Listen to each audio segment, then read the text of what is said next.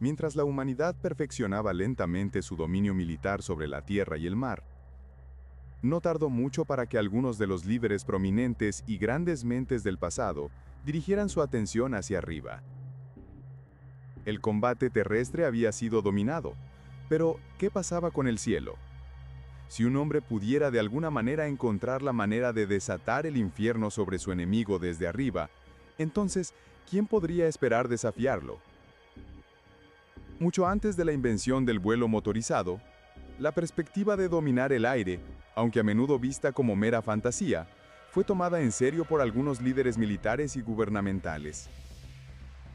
En una carta de 1784, escrita justo después del vuelo exitoso del primer globo aerostático del mundo, el propio Benjamin Franklin reflexionó sobre las posibilidades estratégicas ofrecidas por tales vehículos, diciendo: 5.000 globos capaces de elevar 2 hombres cada uno no costarían más que 5 navíos de línea. ¿Y dónde está el príncipe que puede permitirse cubrir su país con tropas para su defensa, de tal manera que 10.000 hombres, descendiendo de las nubes, no puedan en muchos lugares causar un infinito daño antes de que se pueda reunir una fuerza para repelerlos? En resumen, Franklin predijo el éxito de las operaciones paramilitares mucho antes de que fueran finalmente implementadas en el siglo XX. Sin embargo, para la gente de Europa durante los siglos XVI y XVII, entonces dividida entre la nueva ciencia y la fe religiosa devota, el cielo seguía siendo un lugar de misterio, un lugar de ángeles y dioses donde ningún hombre mortal estaba destinado a caminar. Por tanto, sin la existencia de máquinas voladoras de las que hablar, en el año 1566, muchos europeos quedaron, por supuesto, asombrados cuando presenciaron algo más allá de toda explicación en los cielos. Contra el telón de fondo de una pacífica mañana de verano, los ciudadanos de la ciudad suiza de Basilea vieron lo que solo puede describirse como una gran batalla en el cielo entre cientos de objetos con forma de esfera. Esta es la historia de la batalla inexplicable sobre Basilea. La niebla que se extiende ante vosotros os ofrece una elección: atravesarla o escapar. Más allá de ella se encuentran historias que desafían toda explicación y van en contra de lo que sabemos que es real. Es un vacío tanto de realidad como de imposibilidad, tanto de hecho como de lo sobrenatural. Solo vosotros podéis discernir qué creer mientras atravesáis lo que llamamos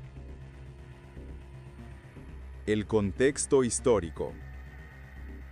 En los primeros años del siglo XVI, el continente europeo se encontraba en medio de una importante evolución social. Los años 1400 habían traído el Renacimiento, un periodo definido por el redescubrimiento de textos griegos y romanos antiguos que cambia para siempre cómo la gente veía, bueno, todo. Sobre la base de nuevas filosofías, los fundamentos mismos de las sociedades europeas comenzaron a cambiar, con la gente reexaminando todo lo que creían saber sobre el arte, la naturaleza humana, la religión y la ciencia.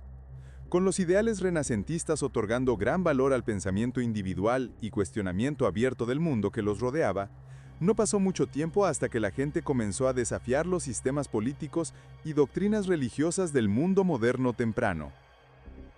La Iglesia Católica en particular atrajo su cuota de críticos abiertos, y cuando llegó el siglo XVI, sus voces solo se hicieron más fuertes.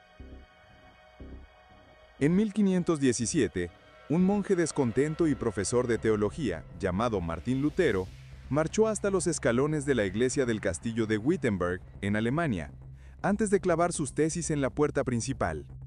Sus 95 tesis, una crítica mordaz de la corrupción dentro de la Iglesia Católica, enviaron ondas de choque por toda Europa y a menudo se le atribuye haber comenzado la Reforma Protestante.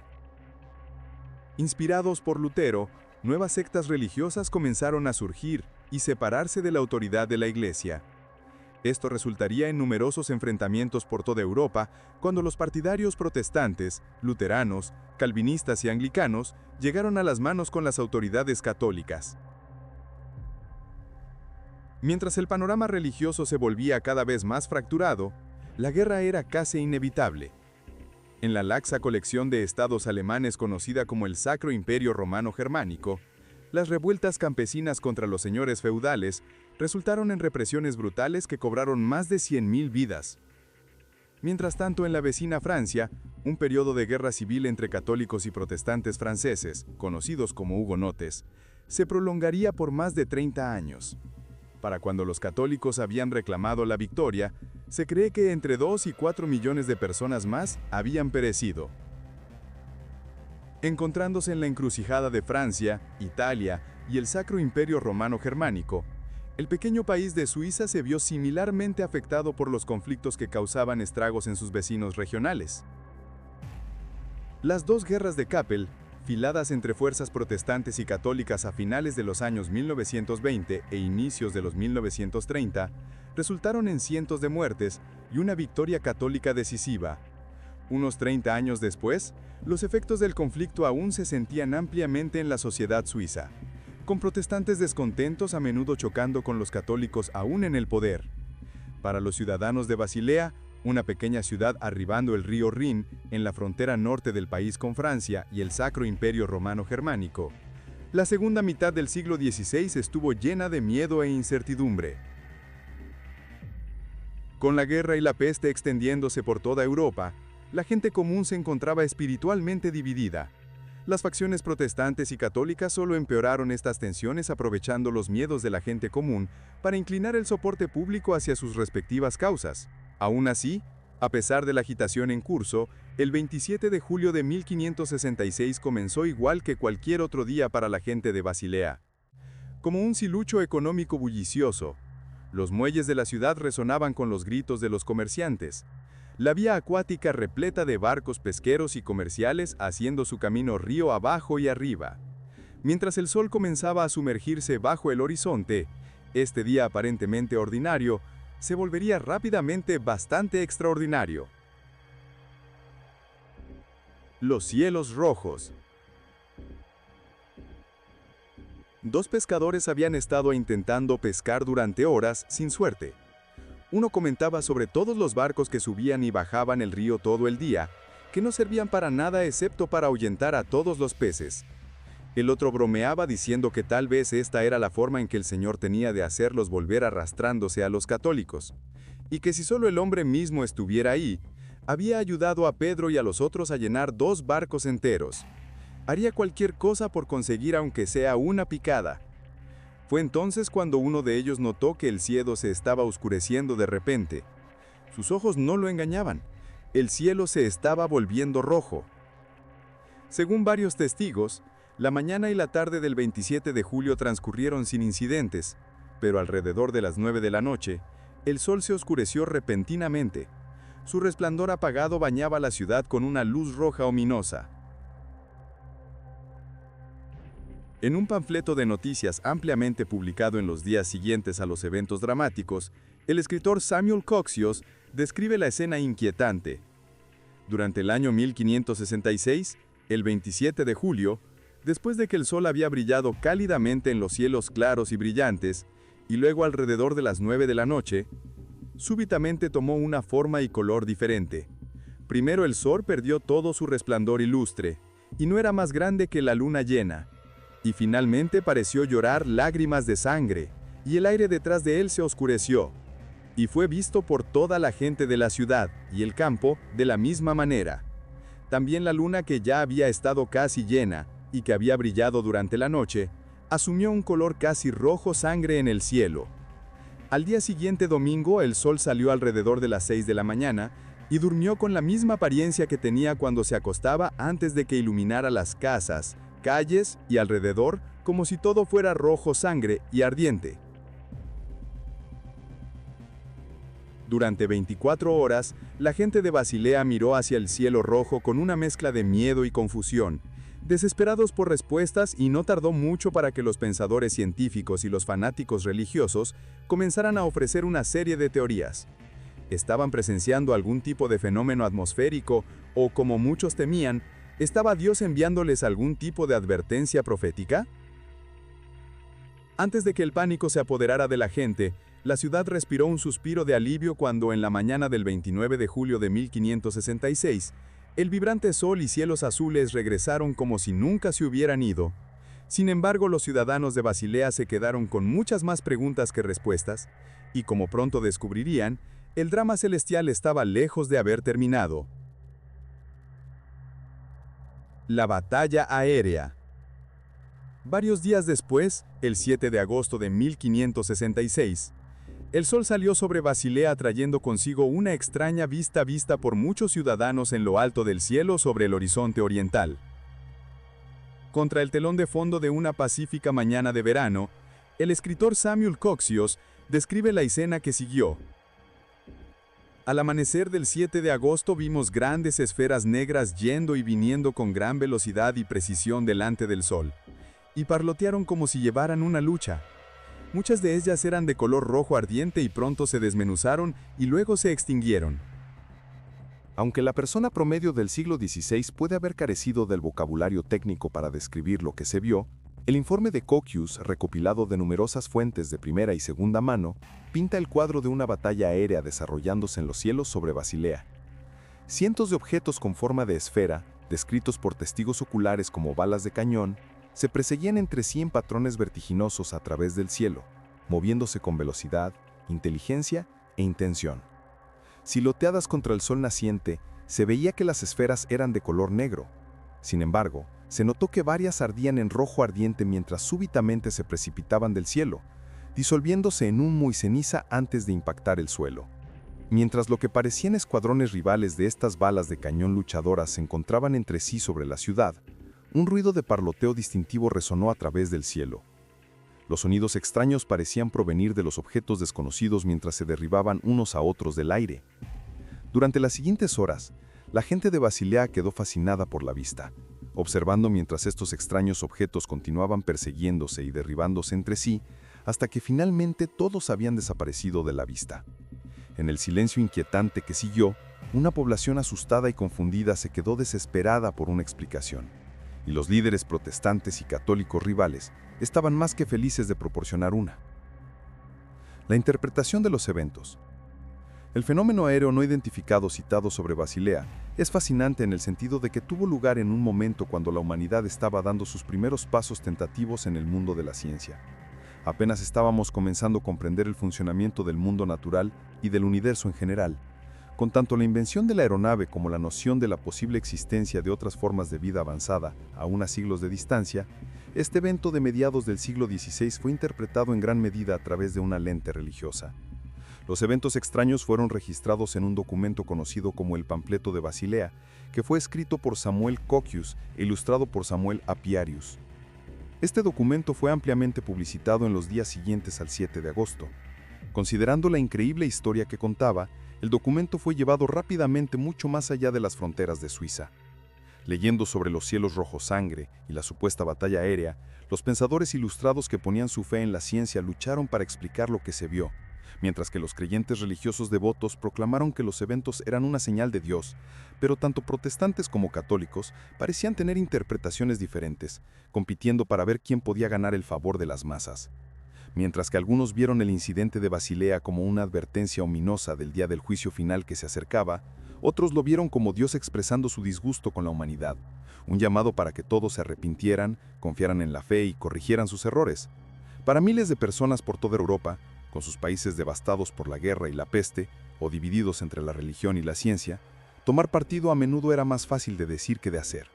Sin embargo, mientras el mundo civilizado debatía sobre lo desconocido, la gente de Nuremberg, una ciudad alemana del Sacro Imperio Romano Germánico, fue golpeada por una abrumadora sensación de familiaridad.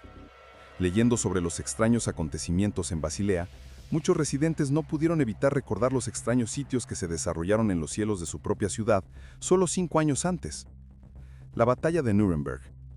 El 14 de abril de 1561, en un evento inquietantemente similar al de Suiza, el sol de la madrugada sobre Nuremberg súbitamente se oscureció.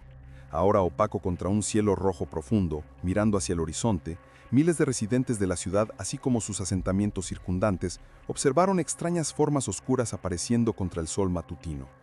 Habiendo visto el evento de primera mano, Hans Glasser, el pintor de letras jefe de Nuremberg, describió la batalla aérea que siguió en una hoja de noticias detallada publicada en los días siguientes al avistamiento.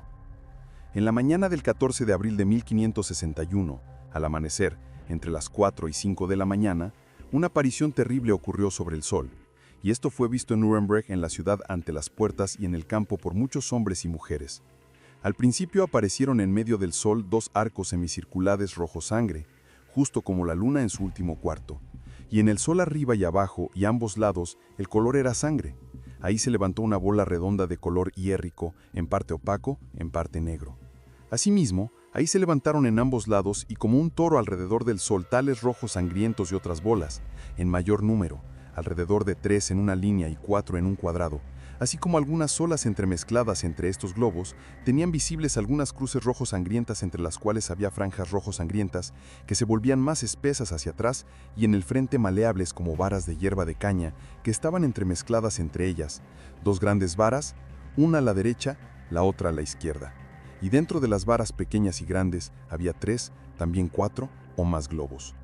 Todos estos comenzaron a luchar entre sí, de modo que los globos que estaban primero en el sol volaron hacia los que estaban parados en ambos lados.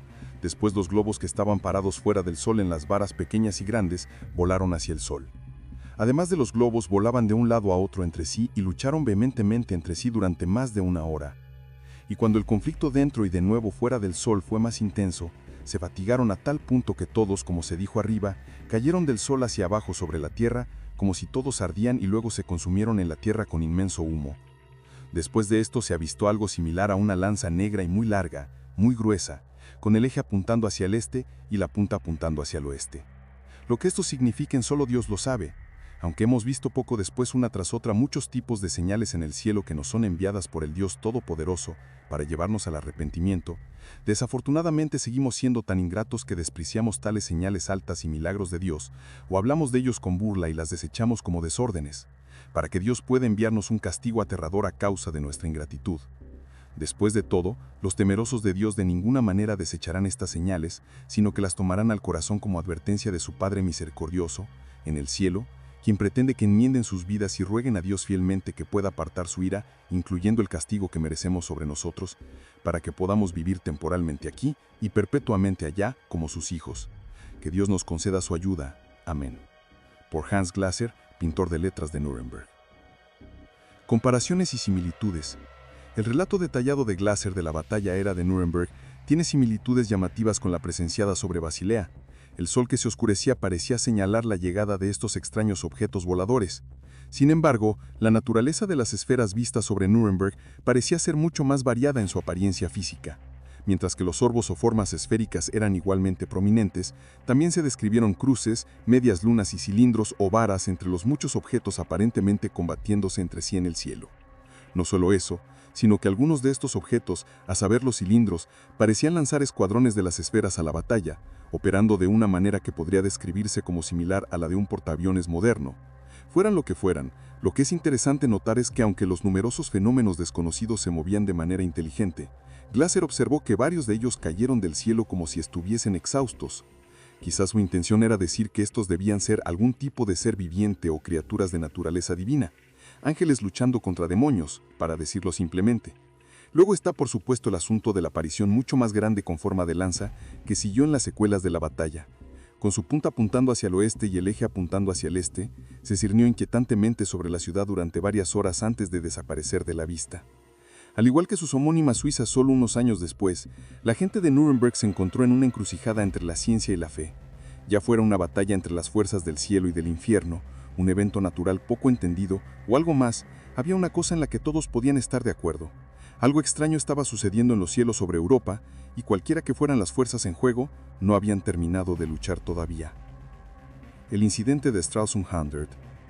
Casi 100 años después de los eventos extraños sobre Suiza, Europa aún estaba tambaleando a consecuencia de la Reforma Protestante.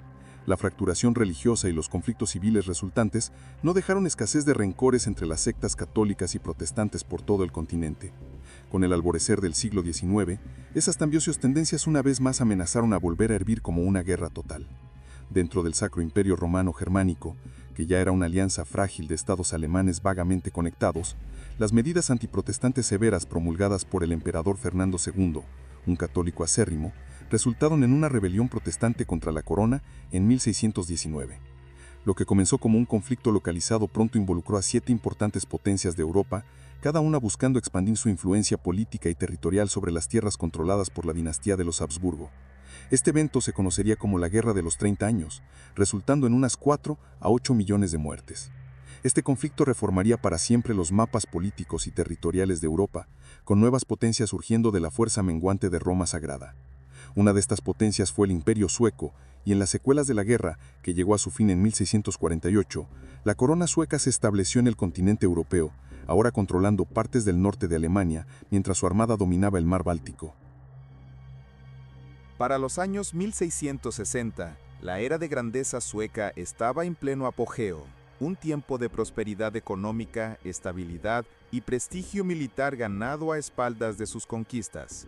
Como en las historias anteriores, para los residentes de la ciudad alemana de Stralsund, que ahora estaba bajo control sueco, el 8 de abril de 1665 comenzó como cualquier día normal dentro del imperio. A lo largo de la vía fluvial cerca de la ciudad, 6 pescadores estaban partiendo en su viaje diario a los populares caladeros del Báltico. Sin embargo, su atención pronto se dirigiría lejos del agua y hacia el cielo arriba. El capitán de la pequeña embarcación ordenó a su tripulación que arriaran las velas y echaran el ancla. Uno de los jóvenes pescadores dirigió su atención a una bandada masiva de pájaros cercanos, probablemente estorninos, alzando el vuelo como una formación masiva. La tripulación observó con desconcierto mientras la masa negra se movía a través del cielo, eventualmente dividiéndose. Fue entonces cuando las cosas se pusieron realmente extrañas. El capitán gritó a sus muchachos que se agacharan. La Armada Aérea. En posiblemente uno de los relatos más notables de fenómenos aéreos no identificados jamás registrados, los pescadores describieron ver esta gran bandada de pájaros tomar ahora la forma de barcos de guerra de madera flotantes que procedieron a luchar entre sí en los cielos. Las flotas circularon y desataron andanadas entre sí, los sonidos de sus cañones como truenos distantes mientras el humo de la pólvora creaba una bruma inquietante. Pronto otros barcos flotaron de los cielos hacia el este y oeste, estos navíos más pequeños uniéndose rápidamente a la feroz batalla aérea.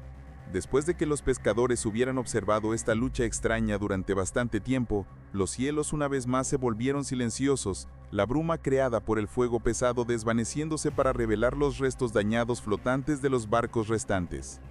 Atónitos y aterrorizados, los pescadores entonces vieron que entre las velas desgarradas, banderas y mástiles colapsados de estos barcos de madera flotantes, las formas de hombres corrían por las decuertas, pareciendo trabajar en reparar los navíos. De pie en el borde de uno de los barcos había una figura particularmente distintiva, posiblemente un oficial vestido con un abrigo marrón, un sombrero metido bajo su abrigo mientras parecía estar observando a la tripulación a su alrededor trabajar en sus varias tareas. Eventualmente, alrededor de las 6 de la tarde, las naves aéreas flotantes parecieron moverse hacia el norte, desvaneciéndose de la vista de los pescadores, mientras otro objeto extraño descendía a través de las nubes, ahora flotando en silencio sobre la ciudad de Stralsund. Los pescadores observaron mientras un objeto grande, con forma de disco, de apariencia gris oscuro, venía a flotar sobre la aguja central de la iglesia de San Nicolás. Escribiendo sobre el evento algunos años después, Erasmus Francisi, un autor popular del periodo barroco alemán, describe lo que los pescadores vieron desde la distancia. Después salió del cielo una forma plana, redonda como un plato, pareciendo el gran sombrero de un hombre. Su color era el de la luna oscurecida, y se cernió justo sobre la iglesia de San Nicolai. Ahí se mantuvo estacionaria hasta la tarde. Los pescadores, mortalmente preocupados, no quisieron mirar más al espectáculo y enterraron sus caras en sus manos. En los días siguientes cayeron enfermos con temblores por todo el cuerpo y dolor en la cabeza y extremidades. Muchas personas eruditas pensaron mucho sobre eso. Síntomas físicos y teorías. Lo que es especialmente interesante notar sobre el informe de Francisi es la mención de los pescadores teniendo algún tipo de reacción física a la nave no identificada. Esto es algo documentado en encuentros ovni contemporáneos, en los que testigos que sucede que están en estrecha proximidad a las naves después experimentan extrañas quemaduras, irritación de la piel u otros síntomas de exposición a la radiación. Con la enfermedad de los pescadores siendo definida por fiebre, dolores musculares intensos y temblores, es posible que los 6 hombres pudieran haber caído víctimas de la peste bubónica, que estaba causando estragos por toda Europa en los años 1660. Sin embargo, con su dolencia coincidiendo con la armada de misteriosas naves aéreas y el aparente platillo volante visto sobre Stralsund, muchos se preguntan si los eventos estaban de alguna manera conectados. Nuevamente, al igual que sus contrapartes suizas y alemanas un siglo antes, los pescadores suecos y los habitantes de la ciudad de Stralsund quedaron estupefactos por los eventos que presenciaron.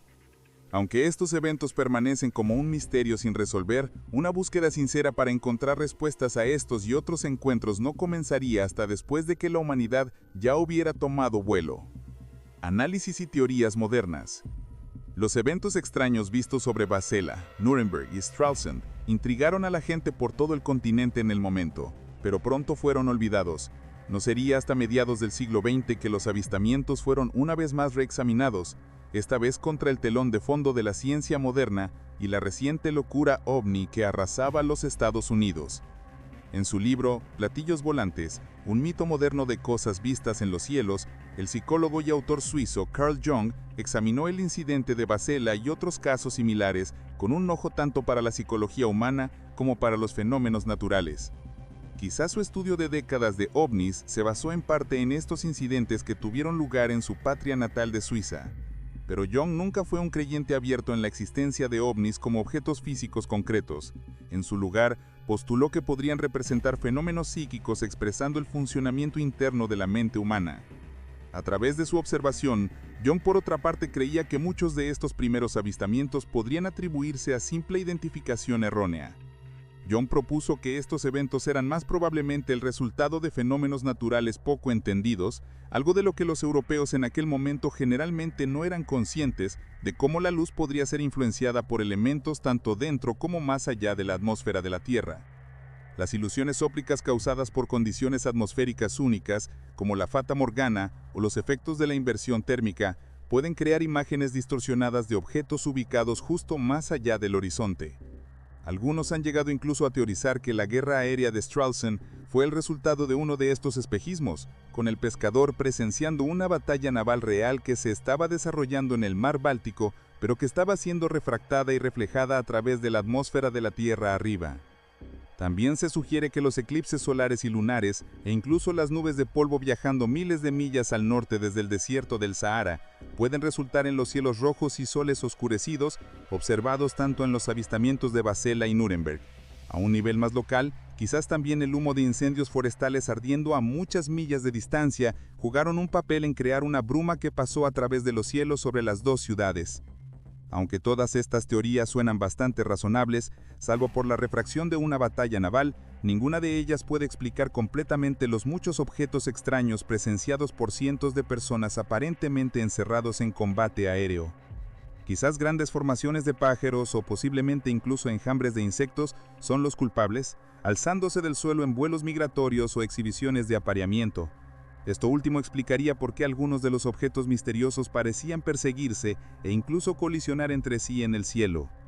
Sin embargo, si estos eran solo animales ordinarios, entonces ¿cómo explicamos el testimonio de aquellos que vieron estos objetos estallar en llamas o caer del cielo en ruinas humeantes? ¿O qué tal los ruidos de parloteo o fuego de cañón a menudo escuchados emanando del frenesí aéreo? La única explicación posible para que todas estas historias sean explicadas por la ciencia es que los relatos de testigos de los eventos fueron en gran medida exagerados y embellecidos con detalles adicionales. Para muchos entusiastas del ovni, la gente de Basela, Nuremberg y Stralsund vislumbró una guerra entre fuerzas extraterrestres rivales. Esta teoría, aunque posiblemente descabellada cuando se empareja con las otras alternativas más científicas, sí plantea su propio conjunto de preguntas que provocan la reflexión y erizan los pelos. ¿Quiénes son estos seres alienígenas y de dónde vinieron? ¿Por qué están luchando entre sí? ¿Y por qué en los cielos sobre nuestro planeta? Y finalmente, aún con nuestros avances en aeronaves militares y otra tecnología, podríamos posiblemente tener una oportunidad contra luchar contra algo que ni siquiera podemos explicar. Reflexiones finales. Los eventos presenciados en los cielos sobre estas tres ciudades europeas durante los siglos XVI y XVII permanecen como algunos de los fenómenos aéreos no identificados más fascinantes y bien documentados de la historia temprana. Ya fueran manifestaciones de guerra divina, fenómenos atmosféricos mal entendidos, formaciones de vida silvestre o algo completamente diferente, estas historias continúan cautivando a investigadores y entusiastas por igual. Lo que hace a estos relatos particularmente convincentes es su documentación contemporánea detallada. No son historias pasadas de boca en boca durante generaciones, sino relatos de primera mano registrados por testigos educados de la época. Los panfletos y hojas de noticias que describían estos eventos fueron ampliamente distribuidos, sugiriendo que fueron tomados en serio por las comunidades que los experimentaron. El contexto histórico también agrega otra capa de intriga. Europa del siglo XVI era un continente desgarrado por el conflicto religioso, donde las líneas entre lo natural y lo sobrenatural, entre la ciencia emergente y la fe establecida, estaban constantemente siendo redibujadas. En este ambiente de incertidumbre social e inquietud, era más probable que la gente malinterpretara los fenómenos naturales o estaban realmente presenciando algo extraordinario. La consistencia en los relatos a través de diferentes ciudades y décadas es notable. Los cielos que se oscurecen, los objetos esféricos en combate, los sonidos de batalla, los objetos cayendo del cielo en llagas, estos elementos aparecen repetidamente en los testimonios, mientras que esto podría sugerir un fenómeno atmosférico recurrente poco entendido en ese momento, también podría indicar algo más inusual. Las reacciones físicas reportadas por los pescadores de Stralsund agregan otra dimensión desconcertante. Aunque la enfermedad podría explicarse por la peste u otras dolencias comunes de la época, la coincidencia temporal con el avistamiento es llamativa, especialmente al considerarse junto con los síntomas similares reportados en encuentros ovni modernos. Quizás lo más intrigante de todo es cómo estos eventos históricos resuenan con los avistamientos UFO contemporáneos. Los objetos voladores no identificados que se mueven con velocidad e inteligencia aparentes, las formaciones que sugieren algún tipo de propósito organizado, incluso los posibles efectos en la salud de los testigos cercanos, estos elementos continúan apareciendo en los informes modernos de fenómenos aéreos no identificados. Al final, las batallas aéreas sobre Basilea, Nuremberg y Stralsund nos recuerdan que los cielos siempre han tenido sus misterios, ya sean explicados por la ciencia, la religión o algo completamente diferente. Estos eventos representan algunos de los encuentros más tempranos documentados de la humanidad con lo verdaderamente inexplicable. En una era donde estábamos apenas comenzando a entender nuestro mundo natural, tal vez presenciamos algo que desafió no solo nuestro conocimiento, sino nuestra misma comprensión de lo que era posible. En los siglos que han pasado desde estas extraordinarias exhibiciones aéreas, la humanidad ha dominado el vuelo, explorado el espacio y expandido vastamente nuestro entendimiento científico del universo. Sin embargo, los cielos sobre Europa en los siglos XVI y XVII nos recuerdan que todavía puede haber misterios esperando ser resueltos, fenómenos que desafían nuestro entendimiento y posibilidades que apenas estamos comenzando a considerar. Los ciudadanos de Basilea, Nuremberg y Stralsund se encontraron en una encrucijada entre el viejo mundo de la fe y el nuevo mundo de la ciencia. Sus encuentros con lo inexplicable los forzaron a cuestionar sus suposiciones sobre la realidad y considerar posibilidades que iban más allá de su experiencia cotidiana. En muchas formas, seguimos en esa misma encrucijada hoy, aún luchando por entender nuestro lugar en un universo que puede ser mucho más extraño y maravilloso de lo que jamás imaginamos. Estas batallas aéreas históricas, ya sean el resultado de guerra celestial, confusión atmosférica o visitación extraterrestre, continúan cautivando nuestra imaginación porque representan uno de nuestros encuentros más tempranos y mejor documentados con lo verdaderamente desconocido. Nos recuerdan que incluso nuestro mundo moderno, con toda nuestra tecnología avanzada y conocimiento científico, todavía hay misterios en los cielos esperando ser resueltos.